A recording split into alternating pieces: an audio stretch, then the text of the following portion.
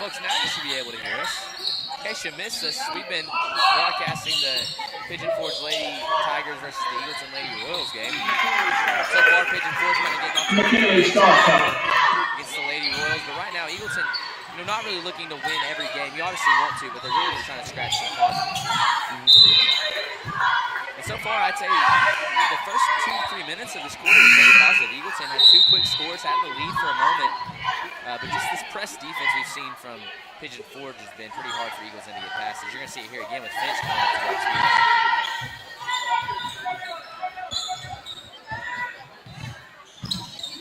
Spears. Spears driving. Is it transition? That's going to be a wall.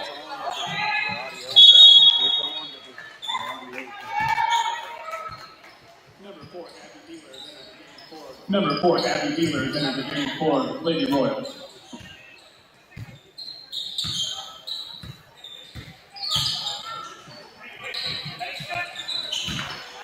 That's going to be a ball once again. That one's going to go to Eagleton.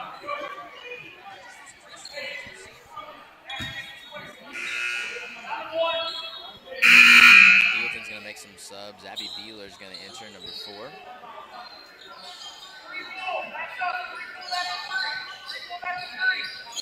A little wider press here. Still pressing though, looking for that trap at the half court. Spears tries to bring it up, knocked away by Stallcup. Stallcup's gonna have the easy layup. And the assist to her sister. McKinley Stallcup. Looks like we got a nosebleed here. I think Hernandez is the nosebleed. They're checking it.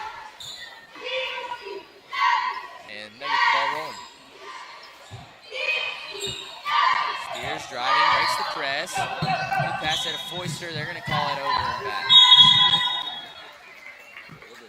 See, as we've been talking, folks, Pigeon Forge comes into this season 16-14. They placed 3rd in the district last year. New season, I believe they're 1-2 right now. Played some tough opponents. Eagleton, tough year last year, 4-18 or so. Lost the Pigeon Forge 3 times last year. Stallcup's going to put up a 3. Just off the mark. Foister has a fast break here. Gonna have to go through some contact, goes up, just can't make it. Anyways, Pigeon Forge here, most likely the favorite to win as they're up 20-4 right now. Stallcup's sister's gonna pump fake a 3. But Eagleton, long 3. Just off. Beeler. Nope. Eagleton is looking to scratch some positives as you're gonna have a shot there. Parton on the shot, gets fouled on the way up. That'll be 2 from the line. Yeah, folks, Eagleton, we were talking whenever they were bringing out their starters. This Eagleton Lady Royals team has really been trying to gather new players. They've lost some pieces and have been trying to just find success and have just gathered some athletes and trying to turn them into basketball players. As Peyton Barnes is going to come in, number 5, a former volleyball player, current volleyball player, who Coach Britton said, hey, come play basketball. And so that's tough as a coach whenever you're trying to grab girls from everywhere. As Audrey Lamaster, also a new player this year, number 32, is going to come in for Liliana Hernandez. As Parton's going to put up the first of 2. The second of 2, excuse me. This misses the roll. Stallcup with the rebound. Stallcup the 3. Just off again. Lamaster gets the rebound there. I'm going to call a reach there on Parton. But yeah, folks, Pigeon Forge has found success in the past few years. Eagleton still trying to find that in the girls' basketball world. And we're just trying to see some positives tonight, see them do some things successful. And right now, the biggest challenge they're having is overcoming this press, which they're starting to do more successfully. They're learning how to do that. As Foister tries to go through 2. Stopped up. To Finch. Finch just misses. Get the rebound. Metcalf with the rebound. Metcalf to Finch. Finch to Stallcup. Stallcup's open over there. Then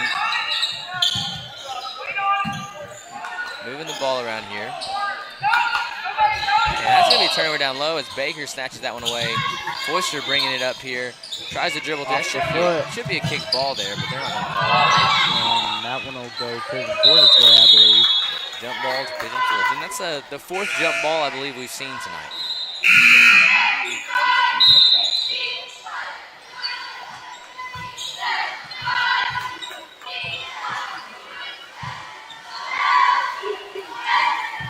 checks in, gonna inbound this one to Finch.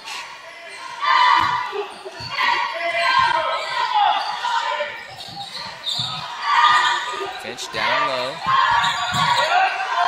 Back out to Metcalf. Great ball movement here. Finch down low to Rawlings. Rawlings goes up. Just misses. Foul on the master there. Good ball movement there, but good job by Eagleton to kind of stay home. Eagleton fouls on number 32. Eagleton fouls on number 32. Audrey Master the first. One of the stall cups is about to enter here. Missed the first one. Rawlings to the line. McKinley Stallcup enters the game. Rawlings second. Missed the second one. Metcalf puts it up, no foul, and that's going to be out of bounds.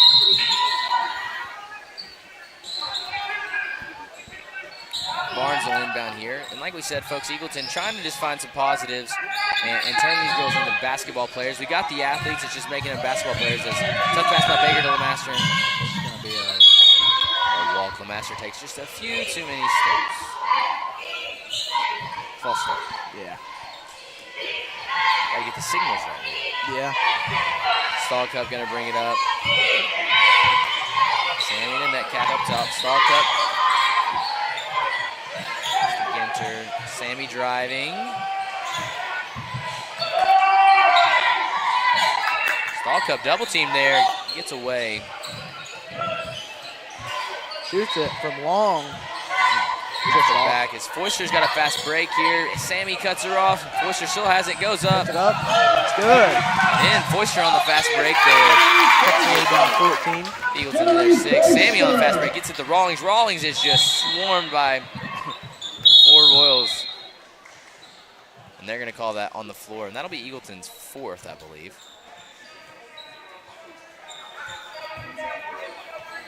Fouls on number 0. Fouls on number 0. Carly Baker, her second. Team step. Rawlings to the line. Again. Free throw shooting been rough for Pigeon Forge so far. I think about Eagleton. You can't run out of fouls. I think if you're trying to be physical and get to the line. I know you're at your 5th foul with 15 seconds to go, but you'll get those fouls back. Stay out of the bonus if possible. Rawlings second. Misses again. Rebound there by Hernandez. Hernandez gets it out to Foister. Foister looking to avoid a trap. Another kick ball, but Baker falls on it. And they're going to be a jump ball Eagleton's way. 5th jump ball. Yeah. I'm telling you, the jump balls in the girls basketball world are prevalent. Yeah.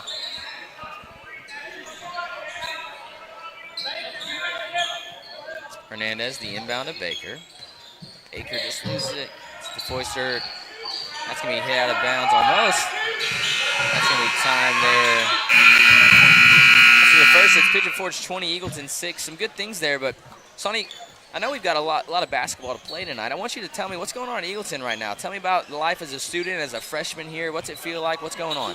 Yeah, there's been a lot of schools picked up since Thanksgiving break. Pretty close to Christmas break. 2 weeks left, and then we got finals, and it feels good. The energy's been nice around campus. Yeah, what about the football teams? Yeah, tough into the season on Friday, but I'm sure the basketball team's happy to have their guys back. Yeah, Eagleton football team made it to the Final Four. They played the semifinal game against Marion County on Friday, but fell short. But Eagleton basketball tonight here at 7:30, men's basketball. Gonna add some pieces there. You get Noel Meza Flores back. You get Jackson Kaler, Trevor Bright, a couple guys that could really help you out as the boys who have historically beaten Pigeon Forge might have a tall order tonight with those guys not being as experienced at this point in the year.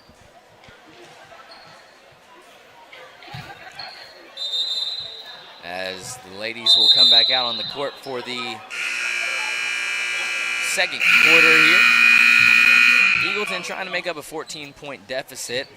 I think the biggest thing for this next quarter is to eliminate some of those minor mistakes and turnovers and try to get a little bit more going on offense. Pigeon Forge is going to get tired of pressing at some point. Yeah. There's Garst here, checks into the game. Parton driving to Finch.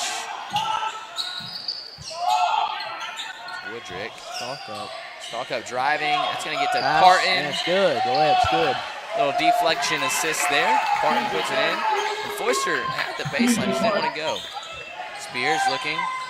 Spears makes it up. Spears driving. Euro step, tries to go up.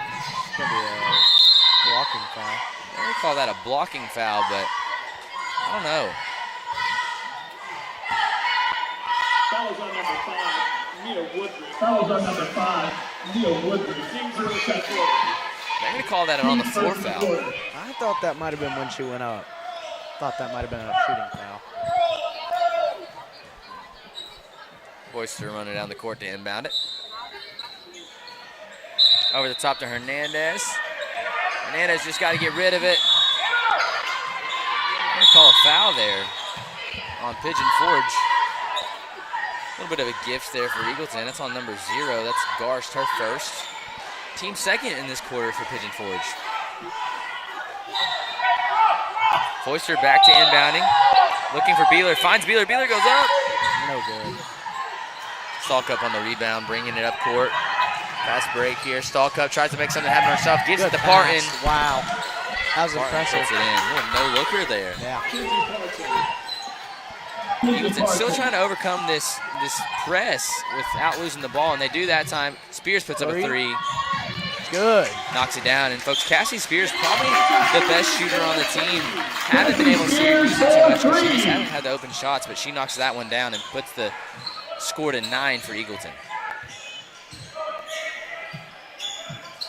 Good defense by Spears. Spears is going to have a fast break. She Euro steps again and goes up, just misses. Tries to get her own rebound, and that's going to be out of bounds. On Pigeon Forge should be. Should stay with Eagleton there. They will. I like the Euro step, but I'd almost like to see her just go at her and draw a foul. Yeah. They're going to call that out on Eagleton. Ava Nitzban, number 14, enters. Another pickup here for Eagleton. Another player came on to play this year, an athlete for sure. Runs track. Eagleton running a little 2-3 zone here, trying to stay close. Don't cheat too much. As bad pass from Parton there. Baker gets it coming up the court. Baker drives, looks for Barnes has Barnes. 3 is good. Barnes knocks down a 3, and Barnes coming off of volleyball this year. Knocks down a 3 and cuts the lead to 12. Some success there in the fast breaks for Eagleton. 6 quick points. Stalkup answers good. Rebound to Spears. Quick foul. Quick foul there on Garst. That'll be Pigeon Forge's 3rd. And it looks like the head coach of Pigeon Forge is going to re-enter some of his starters here. Stalkup re-enters with her sister. You still got Ginzer out there, but Rawlings comes back in. And you got Finch on the floor. Inbound to Spears. Hernandez. Baker deflected there. Baker goes down, and that ball's going to be out of bounds. Should be a turnover, I believe. Yeah, it will be. Pigeon Forge ball. Stalkup, inbound. Back to Stalkup. Rawlings goes up, blocked. Put back by Finch is good. And Eagleton, Pigeon Forge is really forward on these presses. That's going to be a foul. Call push there on Pigeon Forge. Pigeon Forge is 4th with 5:23 to go in the second. Eagleton's got a real good chance to draw a few more fouls and get them in the bonus and find some easy access to the free throw line. That was on Riley Ginter, her first. Team 4. Spears dribbles off her foot, and that's going to end up being a loose ball. Fast break, Baker cuts it off and just tips it out of bounds. Not bad there, preventing an easy score. Stalkup to Stalkup. Yeah. Stalkup in the corner. Just missed. Back to Stalkup. Underneath, pass to Ginter. Ginter with her first of the night. Riley Ginter. Spears to Baker. Baker gonna get trapped if she comes up the court. You just gotta get it down court. Spears gets it to Barnes. Barnes in the corner just loses it. that's the thing is, I feel like on the presses, the Lady Royals are really like focused on the girl in front of them, not seeing past that the girls behind them on their team that they can get that pass to. Which is why the press is effective. It makes you panic a little bit. Stalkup brings it up. Pass to her sister. Stalkup off the wing, driving. Pass to her sister in post. Takes it out. Another pass. Ashlyn on the layup, just misses. Rawlings gets the rebound and puts it in with the foul. Just one there. You know, just watching this Pigeon Forge team, I haven't researched it too much. It really seems like the Stalkup sisters are leading the charge for this team. Obviously, two very good girls basketball teams, basketball girls players. Baker's third of the half. That's puts her in some deep foul trouble. Spears gonna bring this one up. Spears tries to get out of trouble.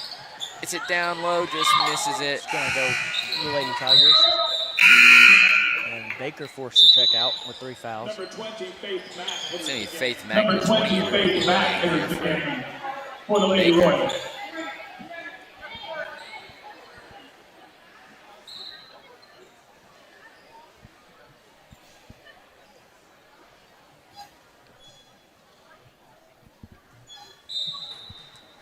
And Pigeon Forge will take over. 4 minutes to go here in the second quarter. Pigeon Forge with a hefty 21-point lead. Walk up down low to Rawlings. Rawlings dumps that one in. And that's what you see in that zone is both of the girls down low crashed up and left Rawlings wide open. As Rawlings has another one, just off that time. I'm not sure how they got the ball back. Stalkup loses on the ground and Spears is down on it. Another jump ball, make it 6. Yep. Sweet 7. The joys of a 9th grader, folks. Side number 5, Woodrick is going to check in here. So is number 12, going to check in for Ashlyn Stalkup here. Still running that press here. Spears bringing it up. Looking for a pass. Hernandez gets past. Foister has it. Breaks through the press. Driving. Looks down to Barnes. Barnes just loses it. That's going to be a turnover.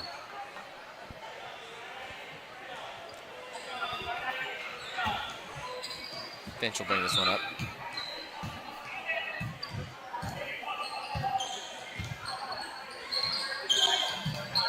Stalkup, and there's the down low pass, and good save. Finch for 3, just misses. Rebound by Foister there. We got to run that one down the court a little bit. Finch takes it away. Left hand finish off. Sammy. Stalkup gets in there.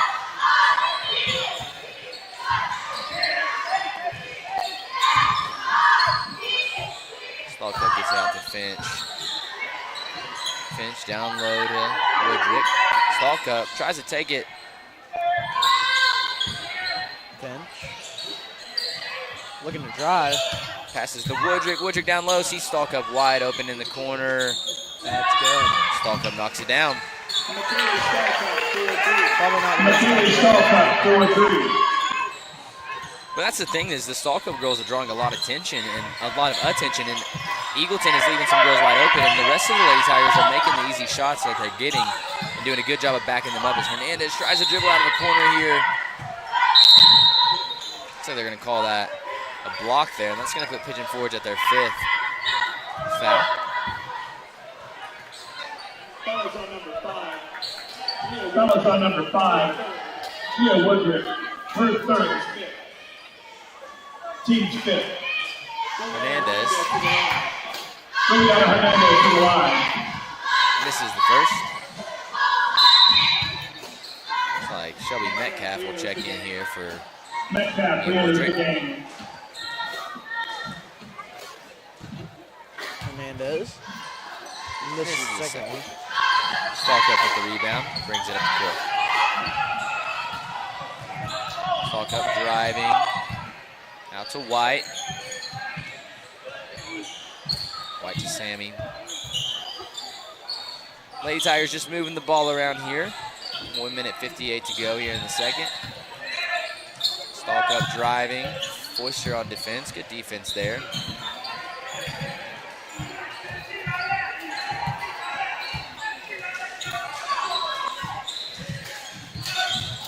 White tries to get it down low. Stolen by Metcalf's going to get that one.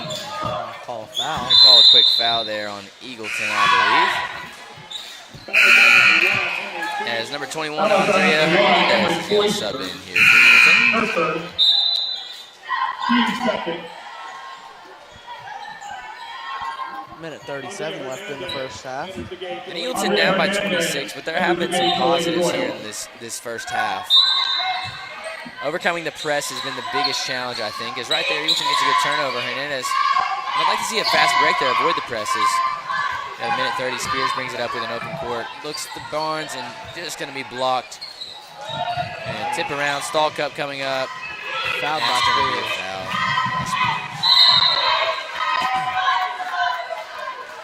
Stall cup's going to head to the line. That was on number 3, Cassie Spears. Is the running clock 25 or 30? Running clock is 35. 35. And only for the fourth quarter. 42. Second half. Ashton Stallcup makes it first. The 3, Aubrey Beeler is going to check in for Pigeon Forge. Stallcup makes her second. Going to put it at 40-12 here for the Pigeon Forge Tigers, and they're going to call the press off for the moment.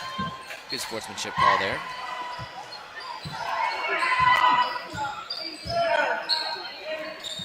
I feel like the offense playing much better than they did in the Greenback game. I think they're playing much better in half-court offense. It's just getting to the half-court offense as Spears knocks it down, and that's where your half-court offense is going to be really effective.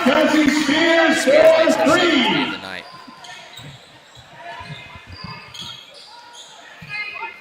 A lot of this in this 2-3 zone that Eagleton's playing, a lot of it is just knowing where to be. Looks like Metcalf couldn't bring it down. But yeah, Eagleton struggled to get the ball across half court. I think half court offense has looked good when they've gotten there, but it's just getting there. As Barnes gets in, you got Spears open again. Spears probably gonna try this one. Stallcup gets over there in time. Up top to Foister. Foister down low to Hernandez. Hernandez trying to make something happen. Goes up. It's gonna be off there. Be a turnover. 25-5 to go here in the second.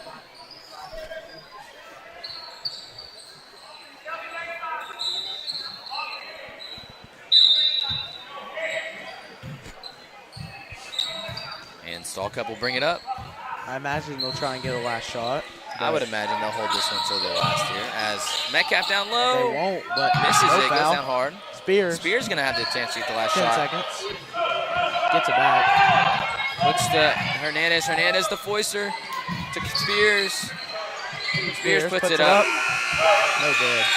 Well, folks, after the first half here at the Paul W. Gilley Gymnasium, it's Pigeon Forge 40, Eagleton 15. I think Pigeon Forge is looking to secure a 4th victory in a row over Eagleton, but some positives from Eagleton. The defense looked better that time. The offense, half-court offense we talked about, looked better. It's just overcoming that press coverage. Shawnee, if you're Coach Britton, what are you going to say in the locker room here? I mean, I think they've looked much better this game, but yeah, I agree with you. I think they need to work on getting past half court, and I think everything will be fine in the second half.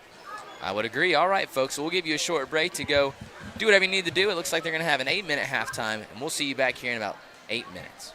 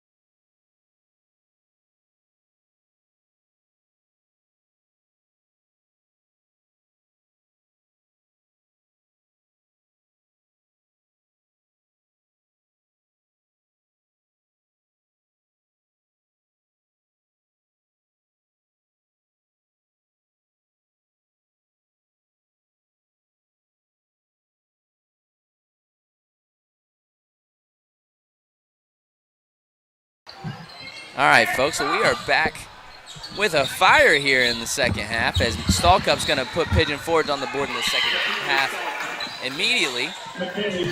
You know, Sonny, I was looking, Pigeon Forge didn't even take a halftime. The girls just stayed out here and had a little shoot around. I don't think their coach had anything for them, and honestly, I don't know why he would. I think they played a good first there. Yeah, they did play good. And this press is just unreal. They are doing a great job of limiting Eagleton's passing lanes as Stallcup there took a tough knee to the ground. I think she's okay, but banged up just a little bit. They're going to give a little injury timeout.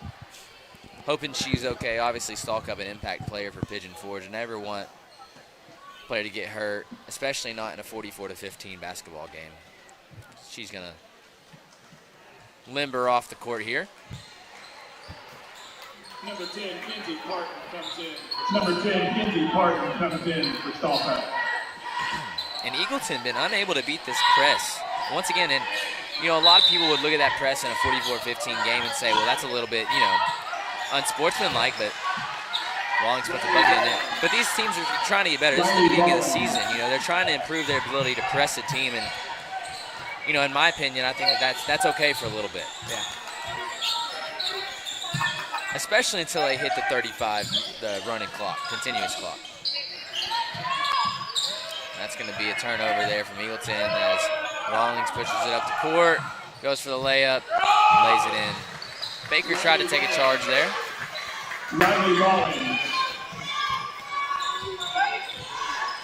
Spears will bring it up. And I think if you're Eagleton right now, you've got to try to get Spears as open as you can. Yeah. She's probably your most consistent shooter, and you've got to try to get it as open as you can. And Stallcup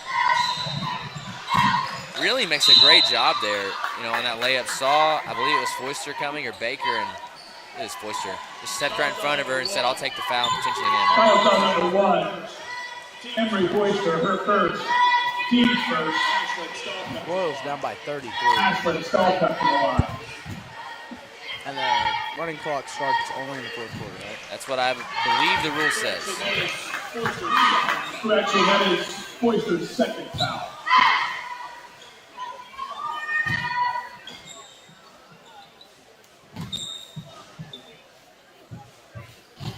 Ashlyn Stallcup makes her first.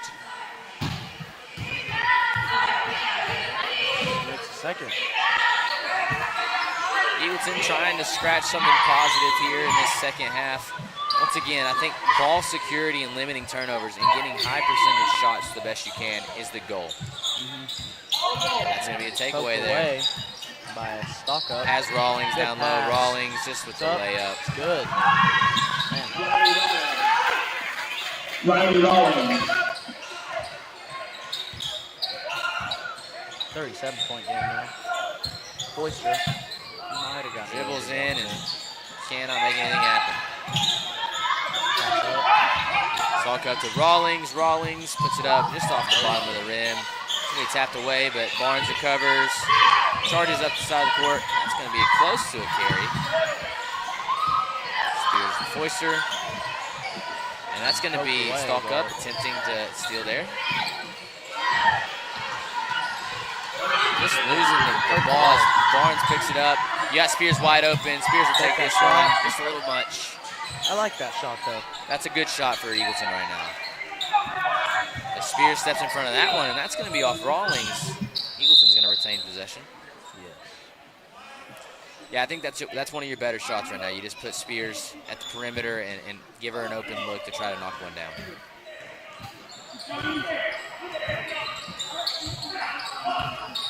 Barnes there, and they're going to foul. A little reach on Rawlings there. Fouls on number 4. And people are slowly but surely turning up for the remaining game of the night. Pigeon Forge men's basketball. The Tigers will take on the Royals. Should be a pretty heated and anticipated matchup. The men's Tigers over there at Pigeon Forge are wanting some revenge on Eagleton. They've had their number for the past few years, and I know the Tigers are eager to get one back. And jump ball, that's 7. Wait, is that 8, 7? It's 7. Second half of the number. Eagleton maintains possession here. This inbound here, you got Spears just blocked by Parton. Parton gets it down to Finch. Barnes tracking. Lockups got Parton. Parton to Woodrick. Woodrick to Salt. Rawlings puts it up. Just off. Parton goes up, blocked away by Spears. And get a rebound and poke. Oh, stolen away. I was ready for another jump ball there. Yeah. Stalk up. Dribbles it around midcourt.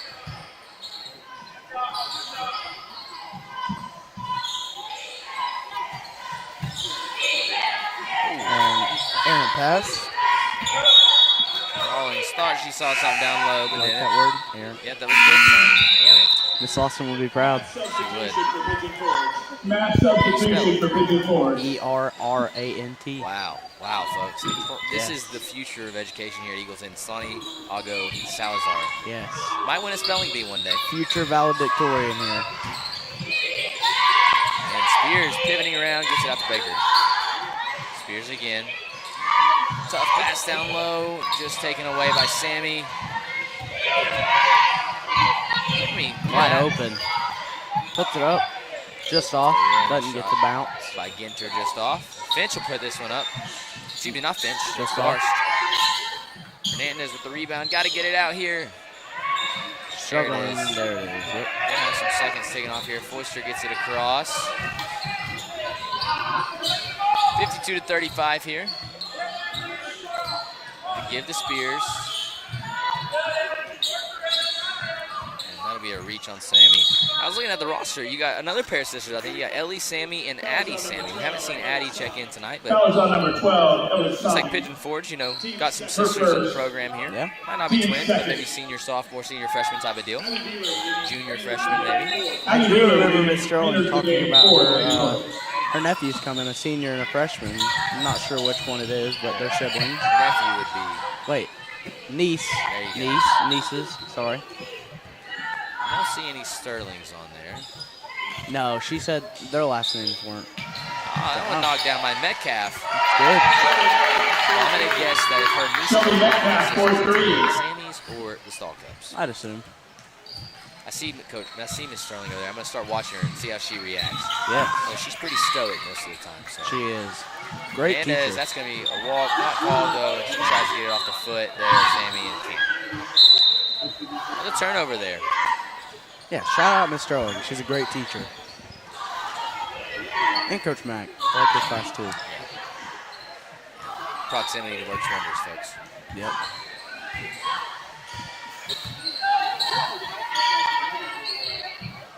Pigeon Forge moving the ball around here.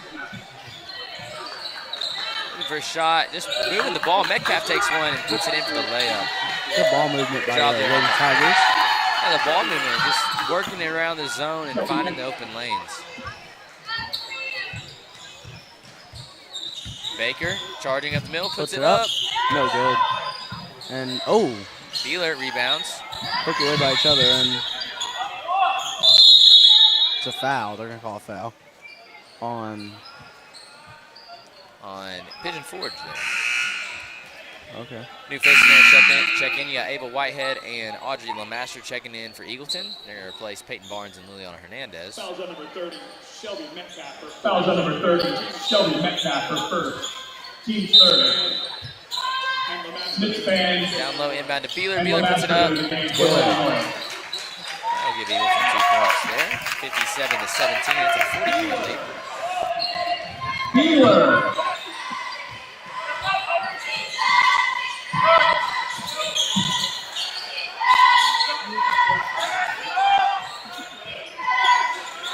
Down low to White. Puts it up. Poked away by Baker. This man with the rebound gets it to Baker. Baker trying to drive it up here. Sammy in defense. Baker makes the girl miss. Baker gets it out the Winspan. Nitzban to Foister. Sammy's got a fast break, but can't recover it. Picks it up, dishes it to Garst. That's going to be a walk there. Walk, travel, one or the other. And based off the reaction of the people I see sitting with Miss Sterling, I'm going to assume it's the Sammy siblings. And I think I remember that. Well, the other Sammy checks in. Addie Sammy checks in number 2. Along with a couple other new faces. Number 22, Chloe Owens checks in for Pigeon Forge.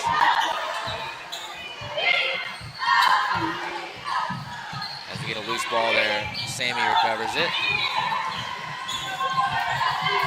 Metcalf takes a three. It's good. Puts it down. Wow. Metcalf second. The Lady Tigers can shoot. That's for sure. They are definitely shooting the lights out tonight. Sammy knocks out away. And they're going to go travel. There's a travel on Pigeon Forge, number 3, Beeler. She had control of the ball at the time. Eagleton will maintain possession with 54 and a half left to go in the third. Spears and Barnes will check in for Foister and Baker. Barnes and Spears ready the game for the Lady Royals. Spears inbounds. Looks for Lemaster, finds her. Lemaster gets it to Spears. Spears has an open 2. Mid-range. No good. Ginter bringing this one up with the quickness. Looks over the middle, puts it up and good. Owens, what a great pass there to Owens to get that one. They're definitely not lacking in assists. Depth neither. They've got some girls all across the board here. As I'm looking at that bench, it looks like everybody's gotten in the game for Pigeon Forge tonight. Or steals. They're Aaron not lacking in pass. steals either. Sammy has a fast break. Wrist off. The putback by Metcalf is good though. 14 to go here in the third as Eagleton going to try to get one last shot, I believe. Pigeon Forge really capitalizing on Eagleton's turnovers. Absolutely. Got a lot of points off turnovers. She's got to put that one up. And I'm not going to go. Well, folks, after 3, it's Pigeon Forge 64, Eagleton 17. We would like to take another moment to tell you about another one of our sponsors here at ECCA. MowerWorks Outdoor Equipment Repair does a lot for Eagleton. And if you don't know anything about MowerWorks, you need to really go check them out. It's actually ran by Eagleton's very own John Covey. He employs some Eagleton alumni and current students and gives them an opportunity to work and learn how to do all types of outdoor equipment repair. Voted best small business in Maryville. I don't know if you knew that, Sonny. I but did not. Absolutely, guys. MowerWorks Good does a for great him. job. Anything that you need fixed on outdoor equipment, MowerWorks is going to be your place to go. Give them a call. Give them a look up anytime you need some repairs. Yeah, best business in Maryville. That's pretty crazy. That is impressive. Maryville, not a huge town, but definitely growing. Well, folks, we enter the fourth quarter here, and per TSSAA rules, if a team leads by 35, it becomes a continuous clock. So the clock is not messed up if you're watching and you're one of those official junkies like I am. You will see it running even if the ball goes out of bounds. There are a few moments it will stop, such as a timeout, an injury, and otherwise, but for the most part, the clock's going to keep running tonight.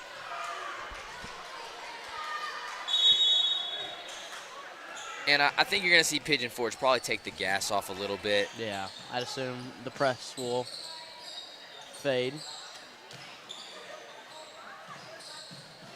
Is Pigeon Forge moving the ball around effectively here. Metcalf driving. Gets it to Ginter. Just off. Beeler gets the rebound. Looks like Pigeon Forge just pulled the starters. And there goes the press as Sammy tries to make a spot here. And they're going to give They're going to get her with a foul. her first, I That was think. on number 2, Eddie Sami. Sami. We've been mispronouncing it the whole time. Sami. Sami. Apologies, folks. Oh, it is okay. Addie Sami and Ellie Sami. Oh, okay. At least that's what our announcer here said. So I'm going to go with what he said. Yeah. Gotta trust him. Spears, Good the pass. dish to Barnes. Great pass. Barnes can't finish. Taken away. Another turnover for the Lady Royals. Sami going to push this one. And if they want to be successful, they got to limit the turnovers.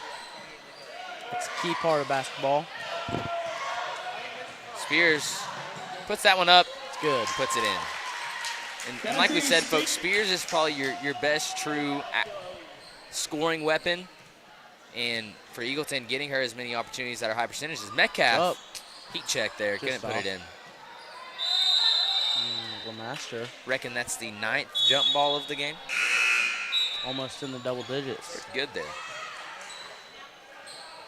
Pigeon Forge going to do a couple substitutions here. Ellie Sami going to enter, as well as Emily Garst.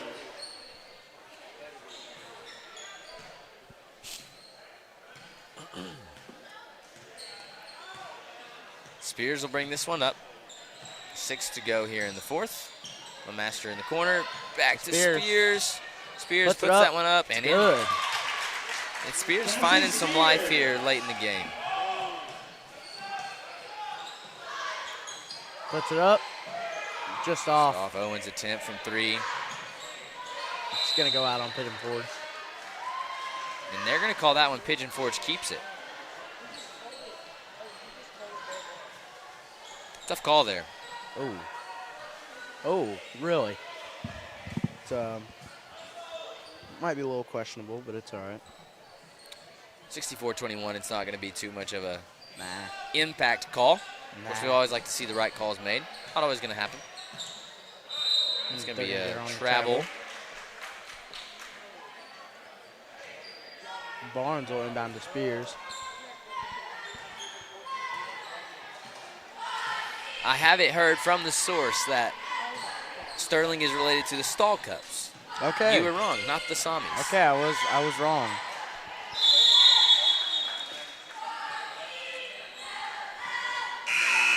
Apologies to the Sterling family. Yes. For being related to Jess Sterling, first of all.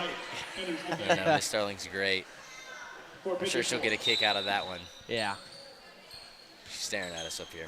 Yeah, she is. No, but it's been a good performance by Pigeon Forge so far. I think they're looking to do probably better than third in the district this year. Yeah. Of course, they've got to play Gatlinburg-Pittman girls, which are very good this year. And the district has changed a little bit for basketball. Alcoa gone. Alcoa's gone.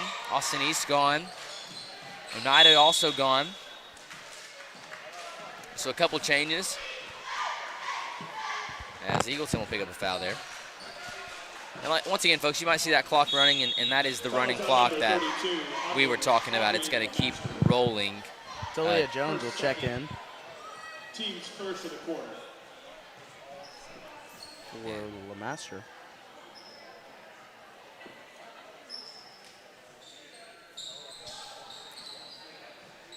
Pigeon Forge.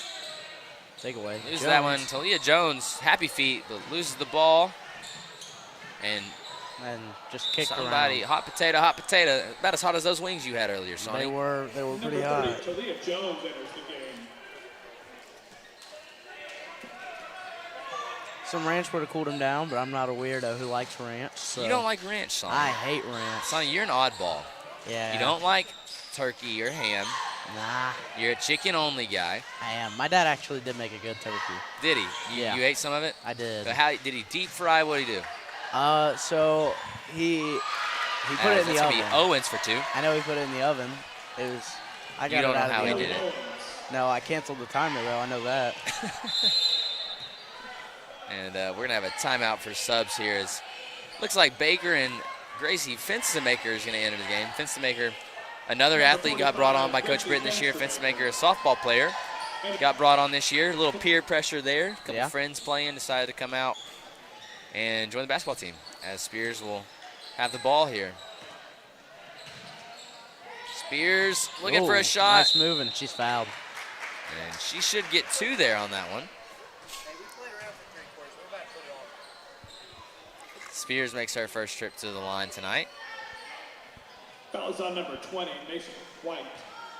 Her first. Spears to the line. puts the first one up. Just Doesn't off. get the bounce. Also, blue cheese. Blue cheese is nasty. That's. I can get behind that one. I'm okay with it, but I can understand that one. Spears makes the second. Indira Indira Miller checks in the game. I believe it's Orlana Mia. Yeah. Oh, yeah. Mila. Former neighbor of mine, actually. Oh, yeah? Yeah. Wonder why she's former neighbor. She must have got tired of you, Sonny. No, yeah. I think it's the opposite. I was considering I was the one who moved. Oh, fair enough. Yeah. White puts one up here, just misses. Would have been her first of the night. Rebound by Sami. Sami down to Sister, and just a little high. As Baker's going to bring this one up. Minute 20 to go here, folks. Once again, looks like Pigeon Forge is going to take this one here. Pigeon Forge played a great game. Stall Cup Sisters are definitely the leaders on that team. Is a takeaway here by Owens. Fast break, just loses it. All smiles though. Sami driving, and that's going to be a foul on Talia Jones. But Pigeon Forge really has played a great game. The athletes all across the board. I think the Saul Cup sisters led the way. Rawlings did a great job down low. We also saw Woodrick and Metcalf knock down some shots. I think they're going to be pretty good this year, Pigeon Forge. I hope they have a great year, a safe year. And Eagleton is going to look to continue to find some positives. 22 points, though, is far better than they did against Greenback. And I do think that's a positive, as Owen's going to put that one in. But, folks, we'd like you to stick around after this one. The boys are going to play after this. Eagleton versus Pigeon Forge. Pretty much a district matchup that has been happening in the playoffs for a long time. Eagleton's gotten the best of that in the past. Pigeon Forge looking to get some blood back as Eagleton kind of recovering. Good shot there and finished by Garst. Eagleton kind of recovering with some players coming back from football, but with 4 seconds to go, folks, I think Eagleton's going to dribble this one out. And that's going to be it from Pigeon Forge. Well, here in about 15 or so minutes, 20 minutes, we will have the boys basketball game coming up. Pigeon Forge, as I said, a very valid opponent. They last year had a pretty good year in a tough district. Last year, I believe they went about 15-12, ended up placing 5th in the district, but definitely did well. So it's going to be a good game to watch. Eagleton recovering some players from football. Sonny, you're not going to be with us the second game. We'll have senior Jonathan Joyle joining us the second game. Sonny, go ahead and give us a sign-off here before we take this intermission. Yeah, it was fun. Thank you. Thanks, Coach West, for letting me do it. And we'll see you in a few minutes. Yeah, we'll see you in a few minutes. There we go. For the boys' game. There we go. All right, folks. We'll see you in a bit. Go get your popcorn and snacks, and we'll be right back.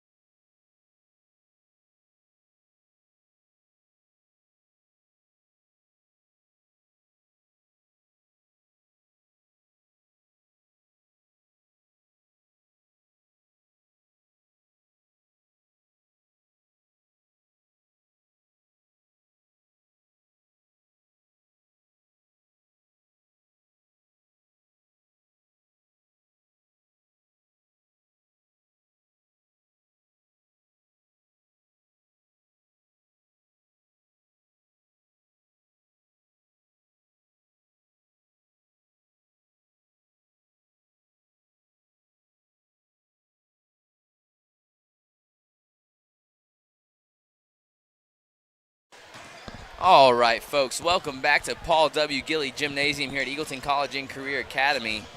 I'm your main host, Luke McLemore, and we're joined this time by a new face. We got rid of Santi, and we added Jonathan Joyle, senior from Eagleton College and Career Academy. Jonathan, well, you got a few minutes here. Just tell us a little bit about yourself, what you play, what you do here at Eagleton, and how you feel. Yeah, I'm a senior this year. I play football and wrestling, and obviously I'm happy to be here. I'm happy to be on this this deal tonight, but looking for a big win. That's how I'm feeling right now. Want us to win. That's what I'm looking forward to. And a big win it will be. I mean, Pigeon Forge and Eagleton matched up twice last year, and Eagleton took both games by a less than 10-point margin. Pigeon Forge definitely has a bad taste in the mouth, and Eagleton, Jonathan, you were part of the football team that played Friday night. Two of the starters for Eagleton were on the field with you. Yep. So I think that for Eagleton, it's can those pieces fill in and be effective tonight against a Pigeon Forge team that's going to have some guys who can just flat out play. That's right, yep. And Pigeon Forge is going to be starting a couple different guys. You'll see Bryson Morissette, the sophomore, Caden Gizbaro, the senior, Cooper Calfee, the senior. You'll also have Josh Harmon, a freshman, and Chris Fudger, a sophomore. So two seniors, but the other three are sophomores and freshmen. Very young team. I heard they had a lot come back last year. They didn't lose a lot last year coming into this year, so they ought to be just about the same team. And it was a close game last year. And Eagleton loses pretty much all four of their previous starters. You lose Nate Klemmer, you lose Austin Gredig, leading scorer here for his career at Eagleton. You lose Gio Hippolyte-Jean, and you also lose Alex Walker. Took me a second to place the name. Yeah, but then you go and you look at what we have coming back this year. Obviously, Noel's a major piece on this team. Coming back, great basketball player. But you pick up some extra guys here. You pick up a Jace Campbell that was a starter at William Blount. Pick up a Jackson Kaler that was a six-man off the bench at a very good Heritage team, and it was a major role there. Hunter Chamberlain obviously comes back for us. He's a guy that can handle the ball and takes care of it well. That matters in big games like this. And then Hunter Downey, obviously he's a pretty good playmaker. Haven't seen much of him, and he's in the starting lineup tonight, so be looking forward to that. Yeah, it's definitely a little bit of a new look for Eagleton, but I think the talent is there. You've even got good depth on the bench. You've got some young guys who can really play. You got Aiden Aguirre coming onto the team. You've also got Landon Pickle joining this year, Caden Frank, David Dando coming off the bench. You got a good, you're really a good 9 or 10 guys deep whenever you look at it, compared to last year where you really were only about 7 guys deep on the bench. So, should be a good game. Versus your Eagleton Royals. Now, I got to say, Joel, the student section without you guys in it is it's a little less than I expected. I mean, DC Cole leading the student section, I mean, that almost looks like that's what he was born to do. And I think that might be what he was born to do. But DC Cole on the basketball court as well. He'll be number 20. As Pigeon Forge announces their starters for tonight's game. Eagleton will be rolling out number 11, Noel Meza Flores, number 2, Hunter Downey, number 5, Jackson Kaler, number 1, Hunter Chamberlain, and number 14, Chase Campbell. As the lights will dim here for a moment as the little pregame video plays. We were going to try to get that for you, but our cameraman must have ran to the concession stand.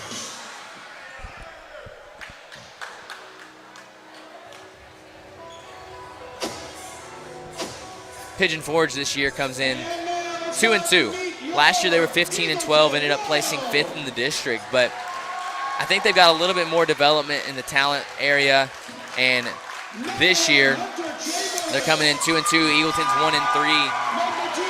I think it's going to be a tight game. I think this one's going to come down to the wire. And this is what we live for, right? We live for close games. That's what we want at the end of the day. We don't want no blowouts. I think the big test here is, can Jackson Kaler and Noel Meza Flores make good decisions in their first game back when they were just playing football 4 days ago? And I think Noel will fit in well. I'm interested to see how Jackson comes in. A new team, a new offense. He's not really used to this. Meza Flores has been here. He's a junior, so this is his 3rd year on this team. I think that he's going to be fine. It's just going to be interesting to see how Kaler fits in.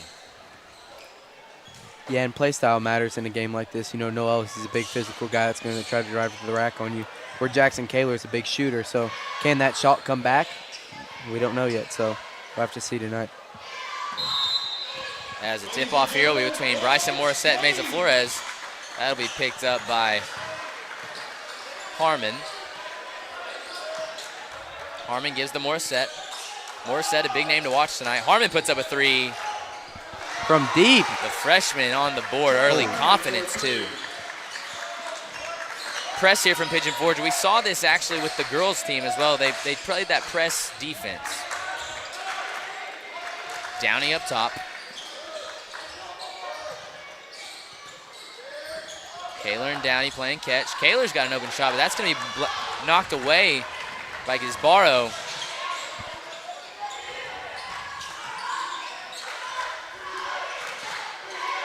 Harmon's got an open three again. Man, that guy can flat out shoot. And that's a freshman, folks. Josh Harmon knocking 2 shots down, and Coach West taking a quick timeout there. Yeah, and Pigeon Forge just moving the ball well. That's a big key. And I think Coach West right now is just pointing out that you got to be physical. We know the Harmon kid can shoot. You got to be covering him. And if you're Pigeon Forge, I'm just going to keep letting the kid shoot, honestly. Yeah. He'll get his heat check here in a second.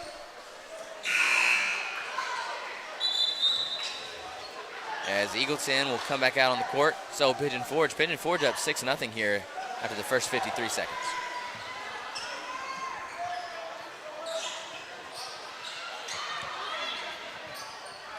Chamberlain comes to inbound. That's pretty fiery from the freshman there, coming out with 2 threes to start the game from deep. Oh yeah, confident shots too.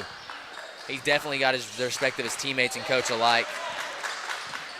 As Eagleton gets past the press. I think right now if you're Eagleton, you're going to try to get the ball to Noel and just let him work down low. And there's Mesa Flores, and he's got a lane. Goes up and gets the foul. And, I mean, that's what we were talking about. He's going to drive to the rack and try to draw. And that's the thing that Mesa Flores has really grown in, is just that physicality. He stood out this year on the football field, came out to play, and ended up being a star. And I think that physicality is going to translate into basketball. Yeah, as we were sitting in the coach's office today, Wes walks in there and he goes, man, I thank you guys so much for having him play football, because that guy can stand on the baseline, step 2 feet in, and dunk the basketball now. As he knocks down his first free throw of the night.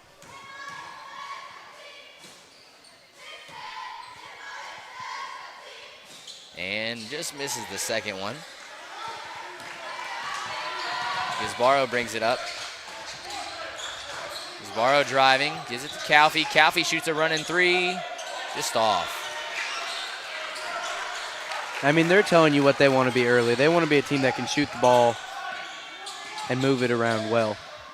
Well, they don't have too much size. They might have the height, but down low, number 24, Fudger doesn't look like he could compete with Mesa Flores, as Downey just misses there. Kaler misses the putback.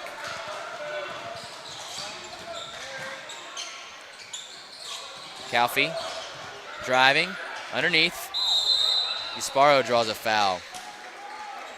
And that's something else that I'm looking for is, yeah, we talk about Mesa Flores and Kaler and a couple guys coming back, but it's also an adjustment for the Royals who have played 4 games without them, knowing that you can dish it to these guys in those scenarios. Downey kind of tried to finish one right there where he didn't really need to. Yeah. It's definitely a different setting playing with guys that can play. Not saying that the other guys can't play, but sometimes you got to take a different role with different. Downey gets a takeaway, has Campbell. Campbell for 3. Just off. Noel Mesa Flores gets the putback, though. And that's the physicality. Noel was well above the rim right there on that putback. Gizbaro driving, makes the floater.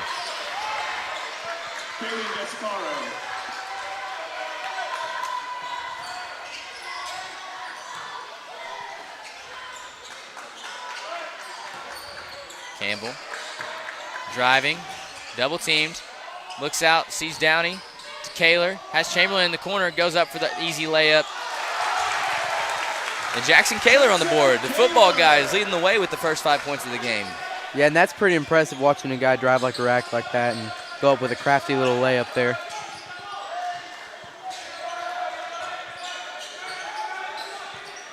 Pigeon Forge moving the ball around here. That's Fudger driving, just misses the single-handed shot.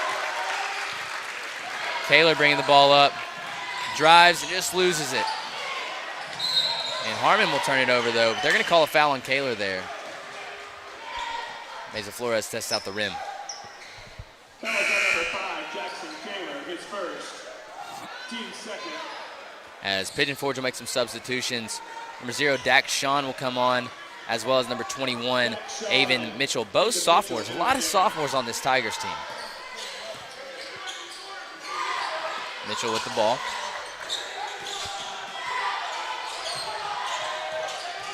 Morissette driving. Morissette just misses.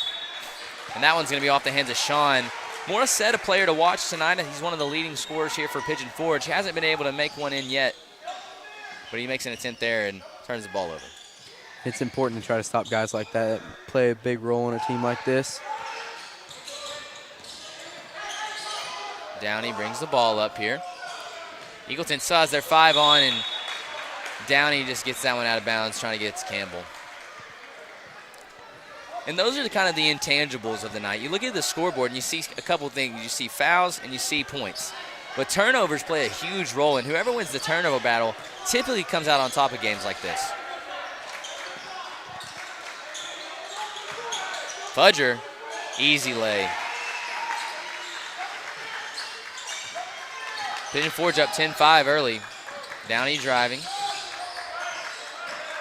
It's a screen from Mesa Flores. Downey misses the 3. Downey kind of forcing some shots maybe he doesn't need to take quite yet. Harmon goes up, dishes out. Fudger makes the 3. Eagleton got to limit the low percentage shots, I think. I think so many low percentage shots are not falling. There's Mesa Flores down low, gets the pass to Campbell. Campbell with a wide open 3. Knocks it down.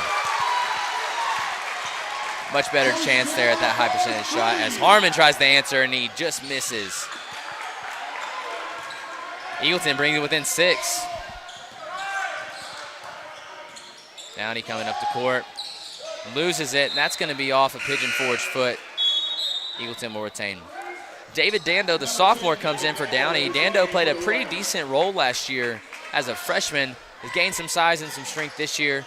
Looking for him to add to this Eagleton offense. And Downey comes out there. Obviously, he's a newer addition to the team, and he throws that turnover just a minute ago. But looks like a guy that can handle the ball pretty well. That's going to be a pretty good role in this team this year. Which you're trying to replace in Austin Gredig, which the scoring you might not be able to replace, but you can have some guys who will make up for that as Chamberlain makes a smart decision there and just heaves it to Mesa Flores.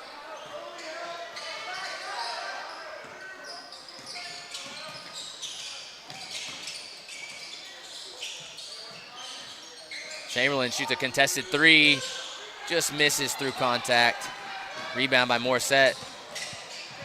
Morissette sees a 3, knocks it down. And these guys can just flat out shoot. I mean, it's pretty impressive. I think that's 4 guys on the roster here for Pigeon Forge with a 3 early in this game. Dando driving, or excuse me, Kaler. A lot of contact on that. Surprised there's no foul.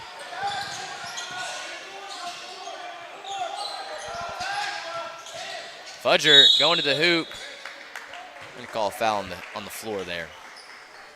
Dando and Kaler look awful similar to me. If Dando was to put on 50 pounds of muscle, I think there might be some similarity there.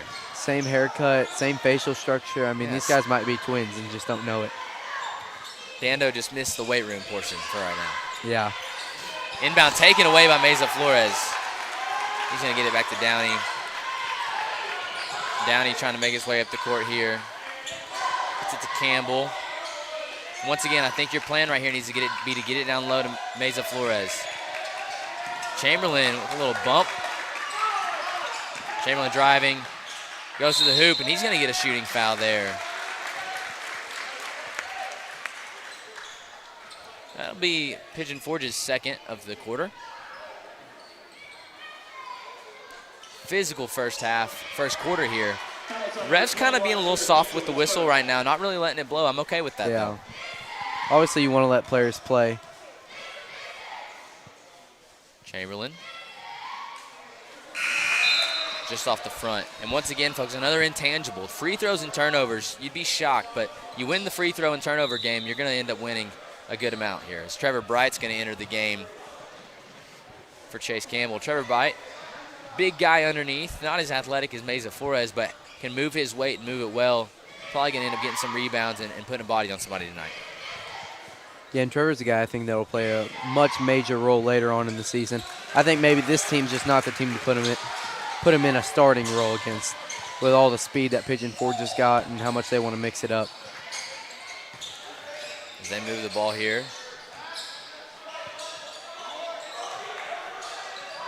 Calfrey calls his own number from deep, can't make it. Chamberlain just misses the rebound. Morissette grabs it and gives a turnover to Dando here. Dando loses it on behind the back. Calfrey tries again. You just turn the ball over and you can't get back on defense. You're liable to give a good look like that.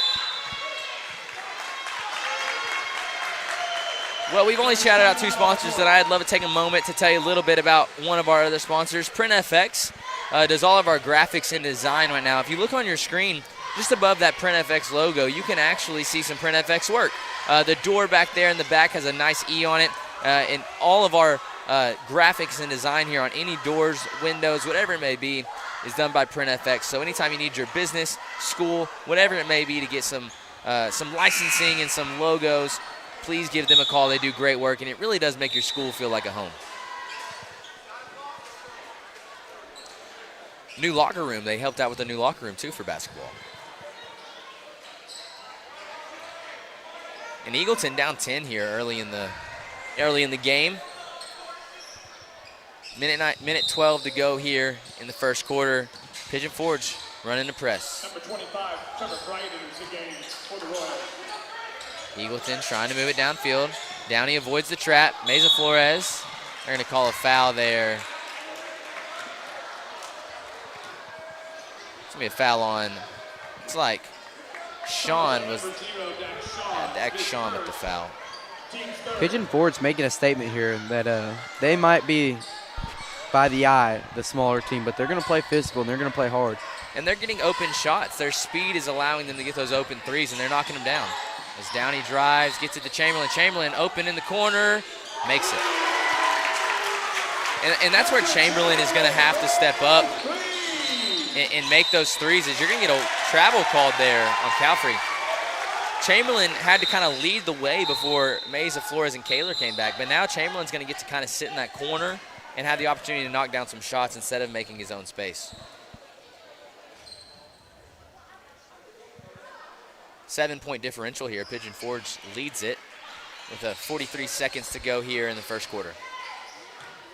Hunter Chamberlain, another guy that can really take care of the ball for you.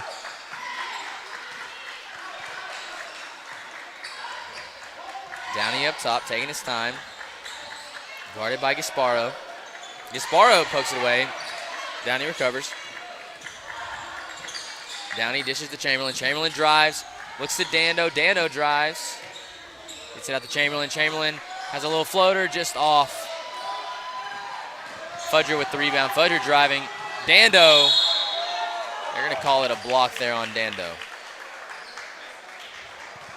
They'll send Fudger to the line. Now, somebody might have to refresh me on the rules of a charge and a block, but it looked like Dando was at that spot well before Fudger got there. But he may have shifted the shoulder over a little bit. I know you got to be steady, but it is a judgment call. You know, whether or not they were still or moving. It's kind of basketball's a little less black and white. Yeah. In a lot of sports. Harmon inbounds here. Gets it to Morissette. Harmon gets a three, and he's got some fresh air off the bench. That's Harmon's third three of the night, and Mesa Flores just going to throw it up. That's going to be the end of the first, folks. Pigeon Forge, early lead here, 22-12. Jonathan, we just watched the full Eagleton basketball team for the first time in that 8 minutes. What did you see? What would you be telling your team if you're Coach West? Yeah, I think part of this, you want your guys to get back on defense. We go down, we hit a good shot, next thing you know, Pigeon Forge is already in their front court looking to get a shot up. So I think defense is a big thing in this game. Obviously at the University of Tennessee, Rick Barnes says that you can't play for my team if you don't play if you don't play defense. So that's a big part of what's going on right now. And I think if you clear that up, I think we run away with it. But you got to be able to do the little things right. And a lot of defense is effort and commitment. You just have to, in basketball, you just have to put forth the effort, and it's taxing. It takes not much skill to play defense, just a lot of effort and a lot of physicality, and that's something you can control. And that's a good positive for Eagleton, is that what's going wrong right now is something they can control. As student section over there playing a little basketball with the cheerleaders. It's pajama night. You can't really tell it, but see Mitchell Wilson over there in the PJs. A couple other students decided to PJ it up. Which the student section for football was strong this year. I mean, impressive. Yeah, very. So brought out some good crowds. Hopefully they make it out for basketball as they get the momentum rolling. As Dando up top gets it to Trevor Bride up top. And a bad pass there from Trevor is going to leave Gasparo with a free layup. And I like the speed here on the turnover. Downey gets it up to Meza Flores, who just misses. And Meza Flores tried to just put it in softly and couldn't do it.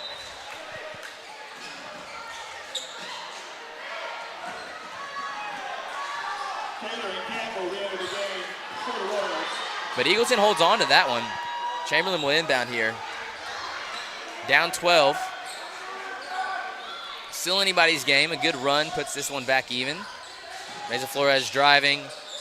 Gets an easy layup and just misses it.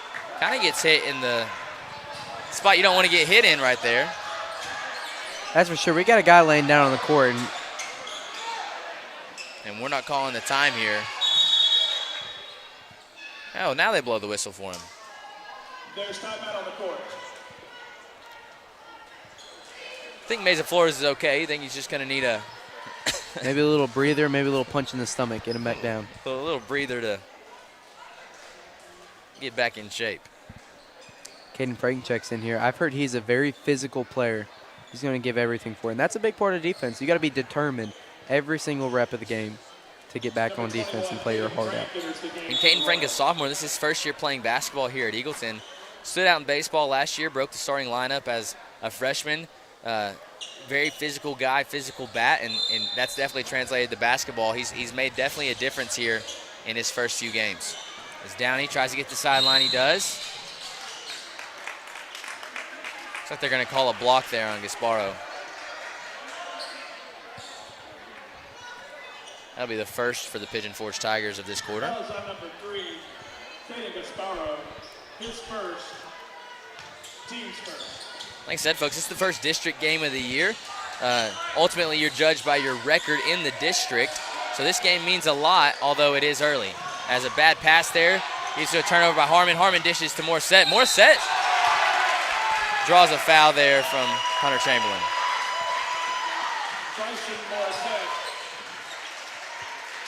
And, man, number 23, honestly, a lot of college coaches talk about the eye test. The guy does not pass the eye test in no way, shape, or form.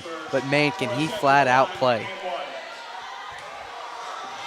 Morissette puts it in for the and one. Kicks the lead up to 15 for the Tigers. And turnovers so far has been Eagleton's crutch. Turnovers in allowing those points off turnovers. So cleaner basketball movement is what's needed right now. As Kaler loses that one out the hands of Morissette, but he recovers it and goes up and misses the shot. Frank tries to put it up. And they're going to get a foul there as Downey went up.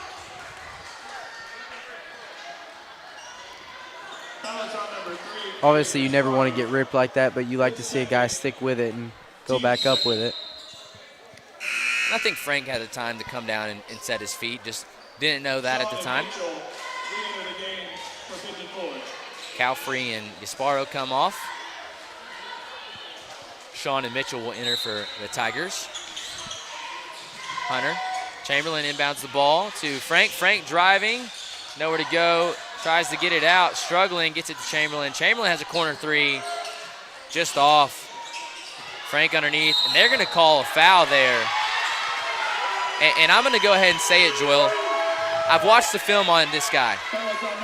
You're going to see that flop more than once. And it can be called as a foul this year. But that's Dax Sean with a little acting career there. Mm-hmm. Looked like from up here that he barely nudged him, and down there on the court it looked like he just got shot. So Morissette makes his 3. Downey brings this one up. Harmon in defense here. Downey driving. Looks out. Chamberlain driving.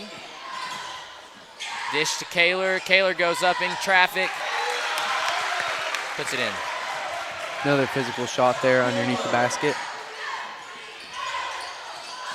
Harmon driving. Gets it to Fudger. Fudger to Morissette. Harmon from deep. Well short. Rebound by Fudger. Fudger just misses. Downey is going to get that rebound there. Sean in defense here. And they're making Downey use that left tonight for sure. Downey out to Chamberlain. Chamberlain to Kaler. Kaler with the shot. A little much. Good effort there by Downey to go after the ball, but it's going to be a turnover. Pigeon Forge is going to maintain possession. Calpe re-enters the game for Pigeon Forge. Mesa Flores re-enters the game for Eagleton.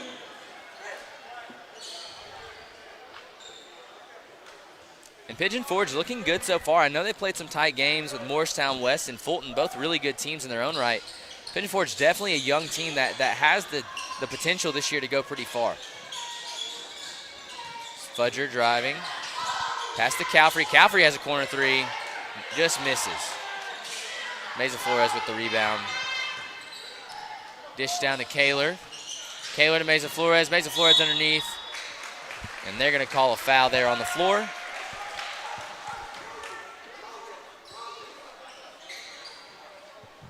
Pigeon Forge's 3rd foul. Eagleton's got the chance to get them in foul trouble early in the second and make their way to the bonus here as Kaler up top. Throws a lob to Mesa Flores, and Mesa Flores can't get it. Passes down to Calfrey. Calfrey to Fudger. Fudger finishes through contact.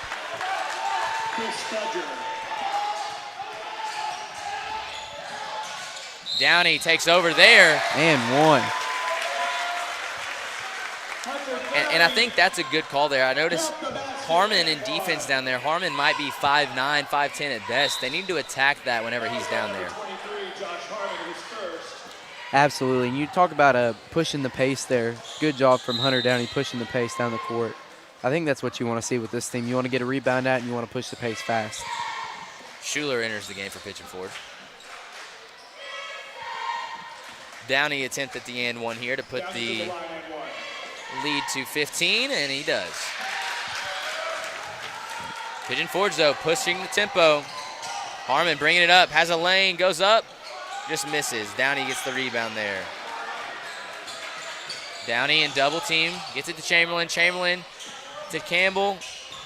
Campbell gets it back out. Chamberlain driving, loses it underneath, gets it to Mesa Flores. Mesa Flores goes up and puts it in. And I truly think that down low, they don't have an answer for Mesa Flores. We just got to get it down there to him. Yeah, got to break the press, got to get away from the perimeter, push it down low. Calfrey on the run, misses. That's going to be pushed out of bounds by Landon Schuler. Eagleton gets possession. I don't know if we've got a coach name check here, but number 10, I could almost bet is the coach's son. Calfrey is not the son of head coach Philip Cheney. I mean, Unless they there is are a different name identical there. twins. I do see it, though. While we got a timeout, we got a couple more sponsors we'd like to tell you about. Schultz Pediatric just down the road is literally just down the road for all your child care needs. Please contact them. They do a great job. Get your kids healthy, get them going, and send them over here to the village to play sports for us, and we'll get them built up in football, basketball, baseball, whatever it may be, softball, volleyball. We've got it all here at the village. We'd love to see you here. Eagleton trying to get back in this one. Still down by 13 with 3:48 to go in the second. Chamberlain to inbound. Throws a missile to Downey, just a little far.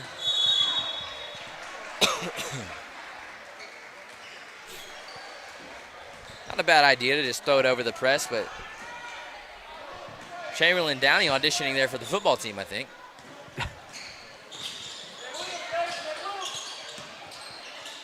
Schuler with a deep three. Rolls off. Good rebound by Downey. Through traffic, loses it. There is no limit on how far this team will pull. And Mitchell puts in a tough layup. Chamberlain inbounds to Meza Flores. Meza Flores going for the goal and puts it in. But Pigeon Forge pushing the pace again. Calfrey looks for three. Harmon, Schuler, all out on the perimeter here.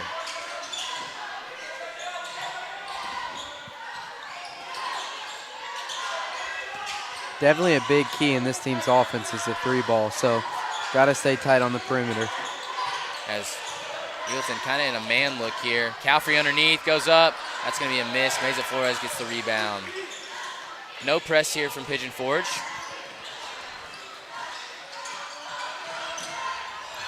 Chamberlain almost loses it. Gets it to Campbell. Campbell, bad pass to Chamberlain. Harmon right in the way. Harmon to Schumer. Schuler puts it in. Lead back to 15 for Pigeon Forge. Downey driving, dish to Meza Flores. Meza Flores goes up in traffic, puts it in. And I'm telling you, that's the key right now is they cannot answer Meza Flores down low. And Noel's picking up on it right now. He knows that they can't stop him, and he's a guy that's going to go toe-to-toe all night. Calfrey has a lane. Schuler puts up a three, just off. Meza Flores goes up and gets the rebound.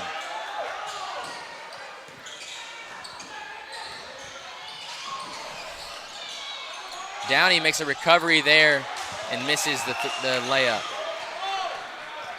Harmon driving, passes to Morissette. Morissette with the easy two. Harmon has great vision. I'm going to go ahead and put that out there. Back to 15. Eagleton cannot escape this 15-point lead.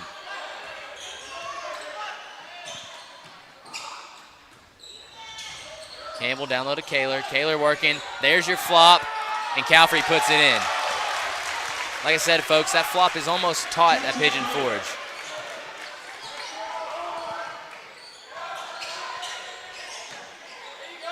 And maybe it's just a physicality thing. Maybe they know that they might not be the more physical team, so they're going to try to get that. Schuler opts out of that layup early. Being careless with the ball.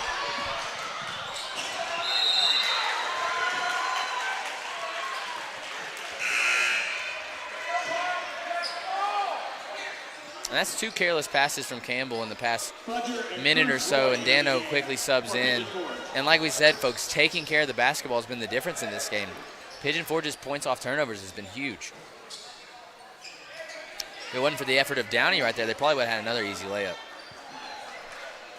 As Sean's going to enter the game. And Fudger gets an and one.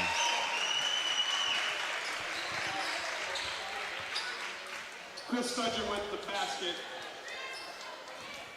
Chamberlain with the foul. That's his second. Fudger converts. Lead to 16 now for Pigeon Forge.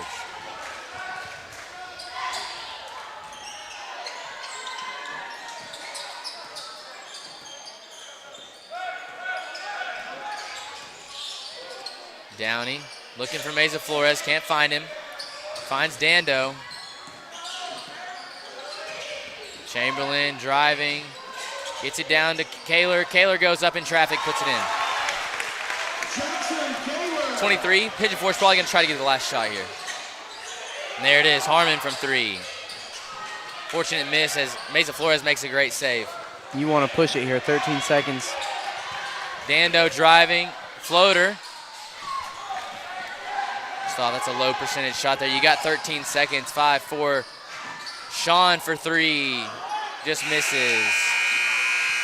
And yeah, right there before the half, you have 13 seconds. I'd like to see him slow it down and get a better shot there. But at the half, Pigeon Forge leads 41-27, a 14-point lead. And we'll take a 15-minute hiatus here, folks. But we got one on our hands. Eagleton's going to have to crawl back into this one. But we'll see you here in a short bit. Back with the second half.